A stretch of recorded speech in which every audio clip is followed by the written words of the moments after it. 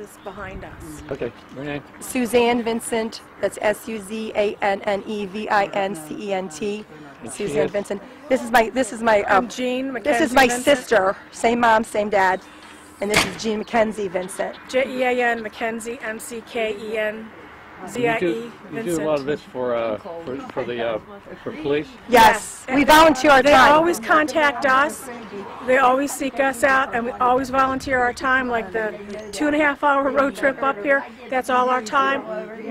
I believe in God, and whatever tools we were to help her to give to law enforcement, it's the uniformed officers needs to go out there and follow what we picked. And we have solved cases. We have solved cases. The John Yelnick case, we were involved with that one in Blairsville, and our leads helped to convict Kevin Foley. How long have you been doing this? I probably a good 25, 30 years. I'm a missing persons profiler using the intuition. And out-of-state cases, real investigative skills too. We'll use Google. There was a case in Maryland, Delaware we solved. It took like 4 or 5 years for it to happen, but there was also, we gave new clues to the Evans City case that we sat down with. Do you want to talk about that? Yeah, like in the John Yelnick case, we all of a sudden seen a flash of a bag. We knew it was law enforcement. We had reddish color hair, and that's all in the police report from walking around with the DA and the police, and it just gave them an extra tool. We do not solve it. It's up to them to do the research. And do you work for private citizens if they want to? Yeah, yes. Oh, Missing persons and homicide, we do that for free. We volunteer our time because we feel we have this special gift, and we've actually helping a person in Newcastle look for her brother. He's missing. It takes a lot of hours. We were just with Mickey Scheller, 4 months ago. Oh, yes. Up and down with the mother, and Mickey Scheller is. He was found October the 20th of 2013. We volunteered with her mom and my sister, and we actually gave the location. He was found on Kelly Road, exactly where we said he'd be found at. And they took the little search party, and they actually found him. And he died from undisclosed causes. He was a young boy, He's a young guy. 21, 22.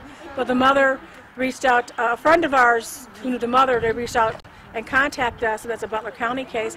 And it was like, sure, we'll give it a shot. And it just happened to be that we use like dowsing, or we'll use like a crystal to a pendulum, and the pendulum had gone by Kelly Road. It was like, let's go over there, and we went up Kelly Road, and there it was, the path. And then, unfortunately, his body was found like the next day.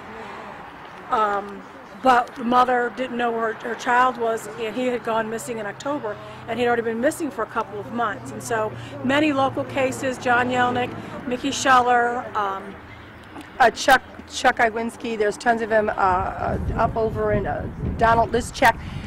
Just regular boys, somebody's brother, somebody's son, or somebody's daughter, or somebody's sister. Like I said, we volunteer our time with this. We do have a special knack. We do use remote viewing. Remote viewing helps us to locate an image in our mind, and then we have to identify in our mind, what we're looking at, the shape of the house, if it's near a river. Or the outline. It's remote viewing is dealing with energy, and that gives us, like when I was standing over there, it showed me like the person's image, the color of the hair, or if it was by kind of like vehicle they were driving. Some out-of-state cases we had worked on, and some international cases we had people call us and asked us to give our ideas on things. Also, the one 25 years ago, the cold case with Sherry Mahan from 25 years ago, we had gave some updated clues on that too. Yeah, we do help with a lot of the cases. Like Westbourne County has reached out to us on some cold cases, and and we have helped give some updates in Butler County. But when you get the satisfaction of knowing closure might come in 1 year, 2 year, 8 years, or 10 years, but it eventually does, and our clues usually help them, or help family members, or help law enforcement. And some are still ongoing cases, so we really can't talk too much about it.